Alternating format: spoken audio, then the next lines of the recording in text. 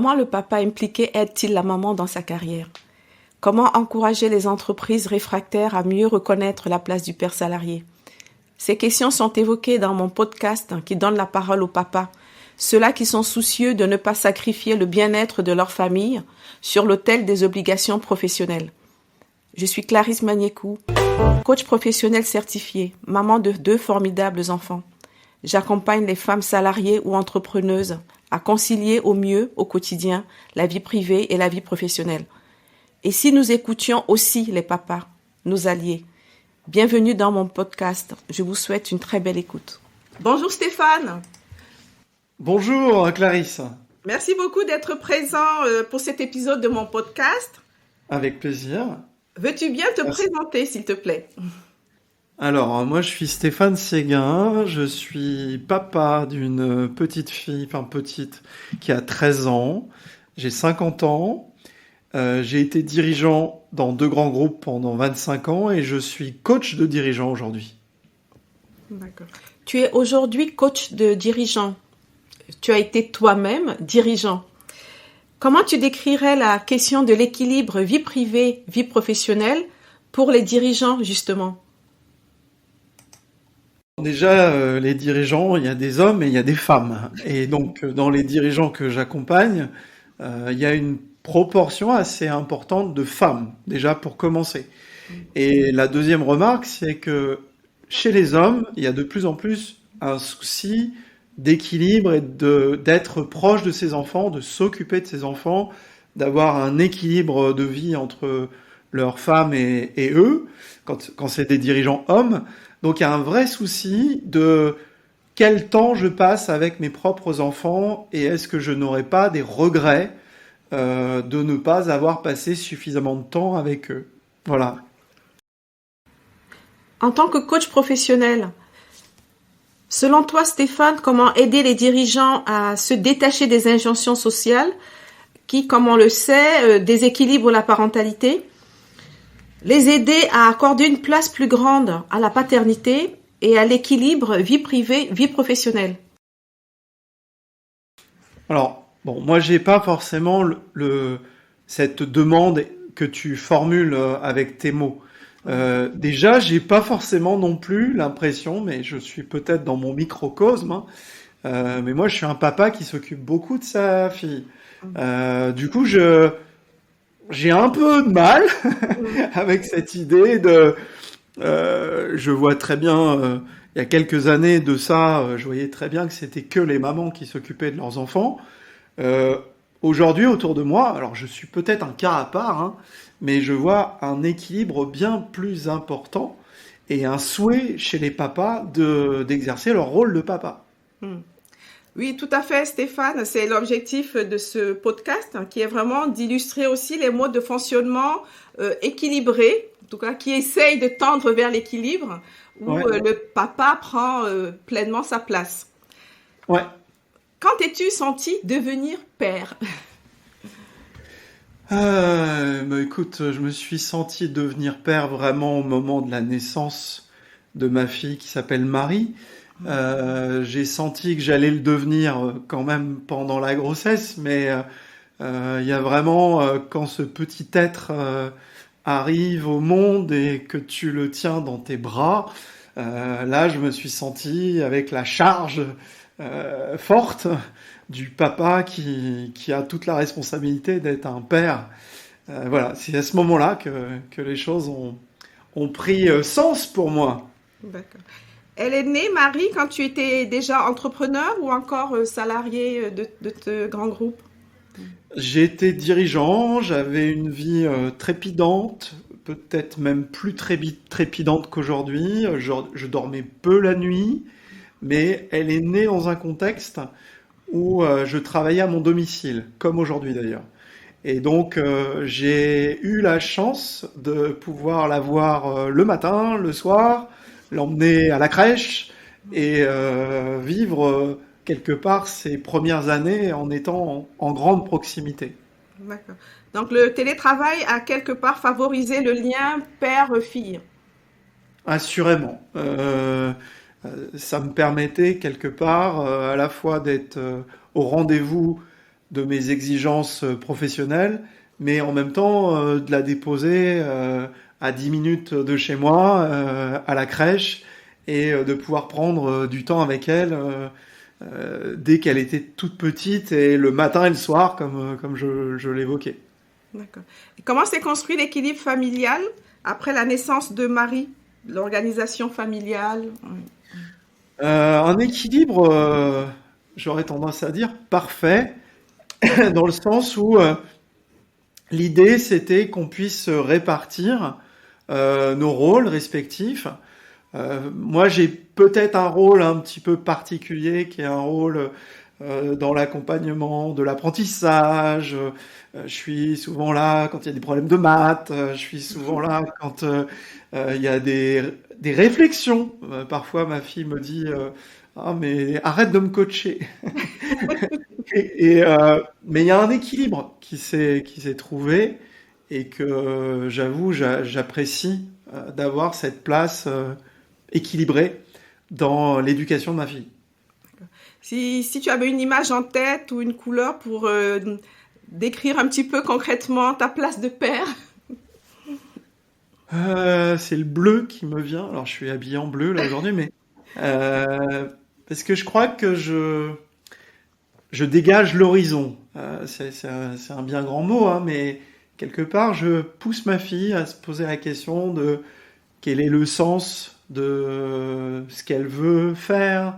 Tu vois, là, elle vient de rentrer de l'école, elle a eu des petites difficultés avec ses copines. Bah, je lui pose des questions pour qu'elle prenne du recul, qu'elle se projette dans l'avenir. Donc, bleu, D'accord. bleu du ciel. Et avec la maman, comment décrirais-tu vos tâches et rôles respectifs? Ouais.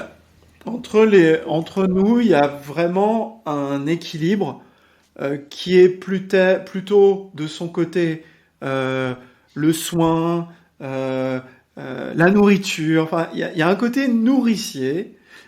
Et chez moi, c'est plutôt un côté, comme je te disais, apprentissage, prise de recul, peut-être aussi avoir des activités sportives, activités ludiques. Donc, on a nos rôles respectifs, c'est ça qui est bien. Et dans nos activités, en fait, on fait très attention que ça soit pour les soirées, que ça soit pour les week-ends, que ça soit... j'en ai moins, mais quand j'étais en séminaire, on a tous les deux des activités très prenantes. On est tous les deux des cadres ou des dirigeants.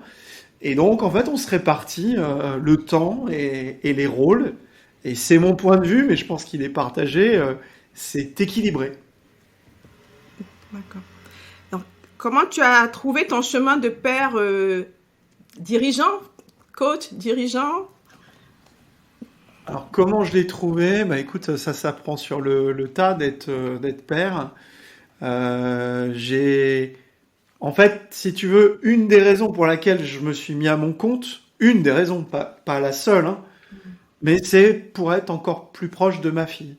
Parce que moi, j'avais 3 heures de transport par jour, 3 heures de transport qui m'obligeaient à partir tôt et à rentrer assez tard et à retravailler le soir. Aujourd'hui, je travaille de chez moi et j'emmène. Alors, c'est une ado, donc elle commence à plus vouloir que je l'emmène à son collège. Mais encore l'année dernière, tous les matins, je l'emmenais au collège et tous les soirs, je passe du temps avec elle quand elle revient de l'école. Donc, j'ai construit, au fur et à mesure qu'elle grandit, un rôle. J'espère qu'il est bon pour elle. Mais je me suis construit un équilibre aussi entre ma vie privée et ma vie professionnelle. D'accord. Donc, j'entends une réorientation professionnelle pour pour un meilleur équilibre et être plus présent auprès de ta fille. Ouais, entre autres, hein, c'est pas la seule et unique raison qui a fait que je me suis mis à mon compte, mais c'est vraiment un bénéfice immédiat d'avoir plus de temps avec elle le matin pour discuter, échanger, l'accompagner dans ses activités sportives. Elle a 12 000 activités, ma fille. fait du violon, elle fait du chant, elle fait de l'équitation, elle fait du coréen, de l'anglais, enfin bref, bon. Et mais quelque part, c'est très épanouissant pour moi de me dire que je n'aurai pas de regrets. Enfin, j'ai l'impression d'être passé à côté de son enfance et de son adolescence. Je vois que tu connais bien les nombreuses activités extrascolaires de Marie. C'est vrai que ce sont des moments importants dans la vie d'un enfant et ça demande aussi une certaine organisation familiale. Justement, comment ça marche, hein? Comment vous vous organisez? C'est plutôt toi qui t'en occupes?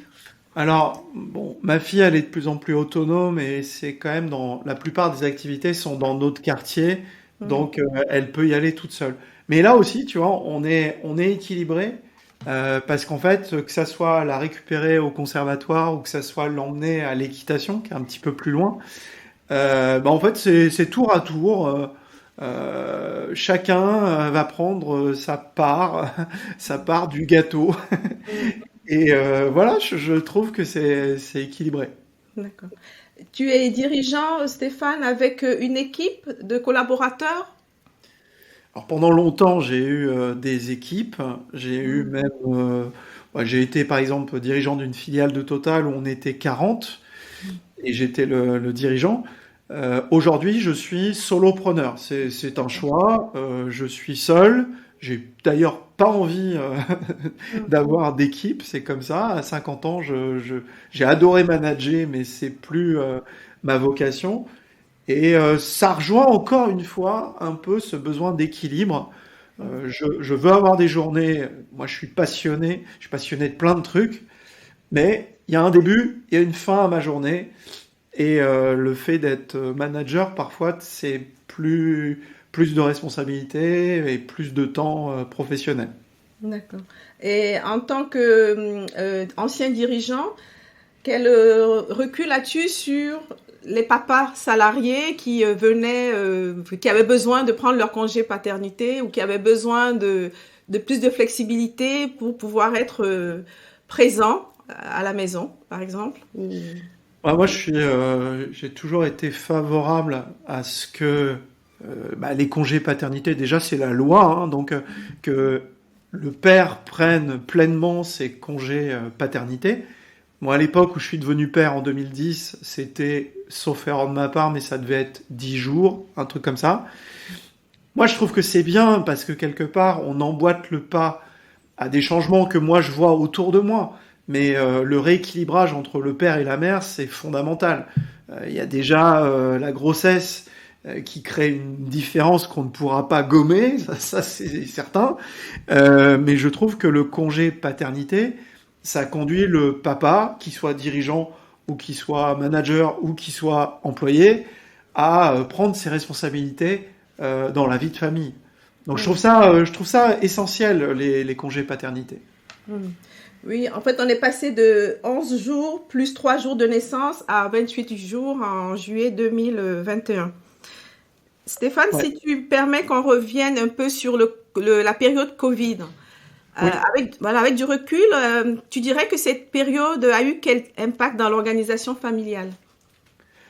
Alors là, pour le coup, j'étais tout seul à la maison à m'occuper de ma fille sur l'aspect prendre le relais des cours. Mm. Donc là, j'étais en face de ma fille. Elle était dans le même bureau que moi. Parfois, c'était sympa, puis parfois, c'était un peu pesant, parce que j'étais en réunion et elle comprenait pas tout à fait ce que ça voulait dire que d'être en réunion. Ce qui était à la fois très sympa, c'était que j'organisais ses journées parce qu'on n'avait quasiment pas de nouvelles de son instit.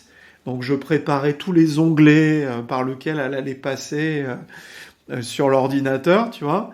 Mm. Ça nous a rapprochés, je trouve, et ça m'a permis aussi de voir les difficultés, peut-être de plus près, que ma fille avait dans certaines matières, notamment les mathématiques.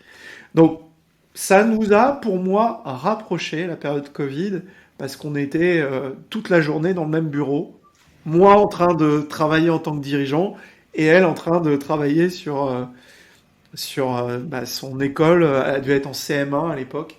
Et voilà, ça a créé encore plus de proximité. D'accord. Et tu dirais que cette période a permis un rééquilibrage des responsabilités familiales et professionnelles? Moi, je l'ai vécu comme ça. Je l'ai vécu comme ça, avec une forme d'exigence autour du télétravail. J'étais déjà quelqu'un qui considérait que le télétravail, c'était quelque chose de bien. Peut-être qu'on peut pas le faire à 5 jours sur 5 parce qu'il faut créer du lien physique avec les gens, ça je le comprends. Mais j'ai été très en demande après le Covid d'avoir au moins 2 jours par semaine en télétravail. Et puis bah maintenant je suis à 5 jours sur 5 puisque je suis à mon compte et que le coaching je le fais à distance.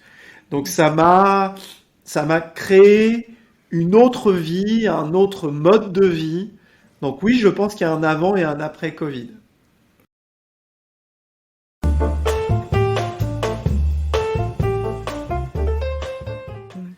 Si tu avais une baguette magique, comment tu aiderais un jeune papa à mieux concilier la vie privée et la vie professionnelle?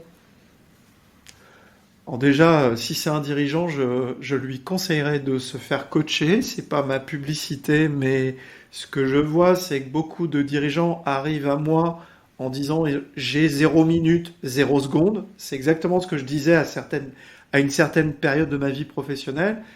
Et puis à un moment, en prenant du recul, ils s'aperçoivent qu'ils mettent peut-être trop de choses dans leur agenda, qu'il est important de prendre du recul, de prioriser ce qui est vraiment important.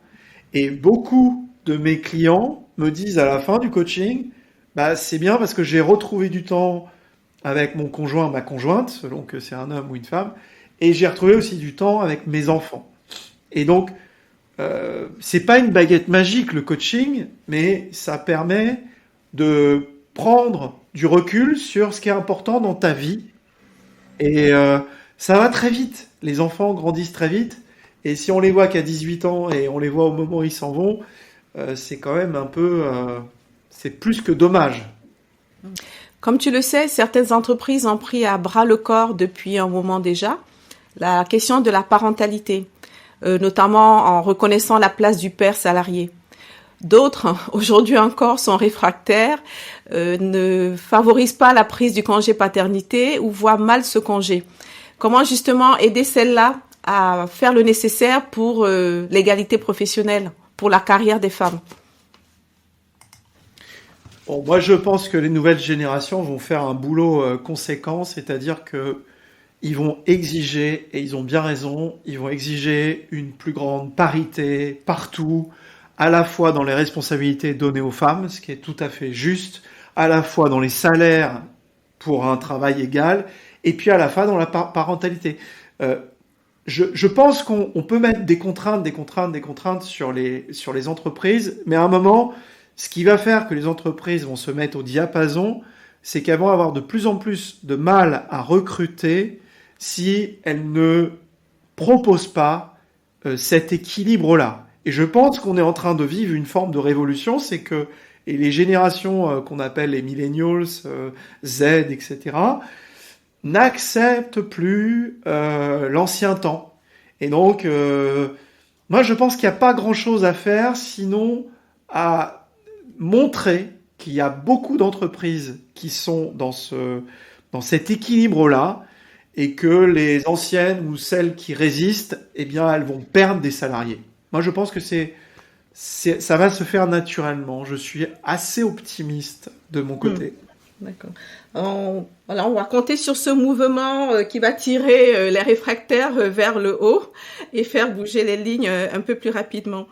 Je vais te poser une question sur l'héroïne que tu aurais aimé être, Stéphane.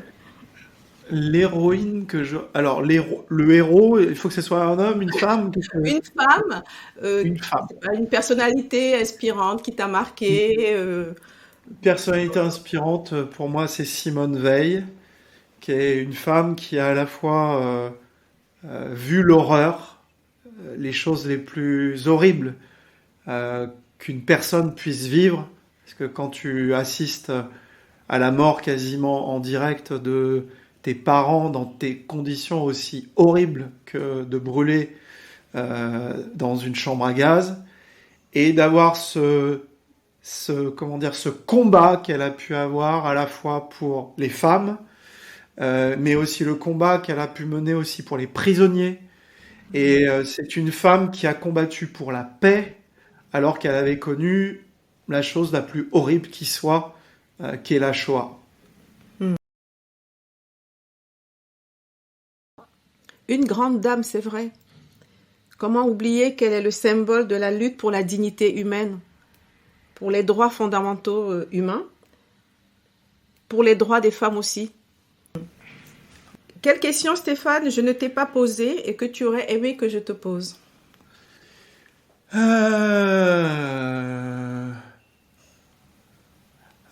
Es-tu toujours épanoui en tant que papa? Es-tu toujours épanoui, Stéphane, en tant que papa? Donc là, tu me la poses du coup? Oui. Euh, Dans le fond, oui, mais c'est une sacrée responsabilité et parfois le parent, il répète beaucoup et parfois il est humain, enfin il est tout le temps humain et parfois il arrive à la limite de son talent et de sa patience. Donc moi, ce que je dis toujours à ma fille, je t'aime toujours, ça c'est inconditionnel. Par contre, il y a des moments où je suis fatigué. Je suis fatigué de te répéter X fois la même chose. Donc, épanoui, je dirais, l'amour, il change jamais. L'épanouissement, il est comme tout. Il est variable, mais il est très haut. Il est très haut. Et quelle place aimerais-tu avoir dans l'éducation, la croissance de Marie? Ce que j'espère, c'est un peu comme mon propre papa, mes propres parents, euh, qu'en fait, il y a des choses qui vont continuer à infuser des valeurs, des choses importantes qui vont lui servir. Peut-être même un jour où je serai plus là, mais qu'elle puisse avoir déjà suffisamment confiance dans ce que je lui ai dit, qu'elle puisse s'appuyer sur moi en tout moment, dans les moments difficiles comme dans les moments joyeux, et que mes valeurs puissent lui servir pour se construire en tant qu'adulte et être à son tour, je lui souhaite une maman et qu'elle puisse comme ça transmettre à ses propres enfants. Voilà. Je sais pas si je suis clair dans ma réponse. Si, j'ai retenu que tu es un papa épanoui. J'ai aussi retenu ton souhait que ce que tu transmets à Marie comme valeur infuse dans son esprit et la guide tout au long de sa croissance jusqu'à sa vie d'adulte. C'est très beau. Merci. Merci Clarisse, c'est un bonheur et tu pourras dire aux mamans qui t'écoutent, parce que je crois que tu t'adresses surtout à des mamans. Tout à fait. Les papas sont là et ils vont être de plus en plus là, et en tout cas, il faut y croire et il faut bousculer les lignes parce que chaque parent a sa place et c'est pas juste que les mamans portent plus que 2 raisons sur leurs épaules. C'est pas juste et ça doit être complètement rééquilibré. Merci Stéphane pour ce message aux mamans. J'aime beaucoup t'entendre rappeler que les mamans ont déjà beaucoup trop assumé et qu'il est temps de rééquilibrer. C'est vrai que chacun doit prendre pleinement sa place, être à l'écoute de l'autre, faire de son mieux pour l'épanouissement familial. Merci d'être un fervent allié du juste partage de la charge mentale à la maison. La parentalité, c'est bien ça, c'est 50-50. Exactement. Merci, à bientôt. Chers auditeurs, un grand merci pour votre écoute. Pour soutenir mon podcast, vous pouvez vous abonner sur votre plateforme préférée. Vous pouvez aussi le partager ou mettre des commentaires. N'hésitez pas à me suivre sur LinkedIn. Je vous dis donc à très bientôt.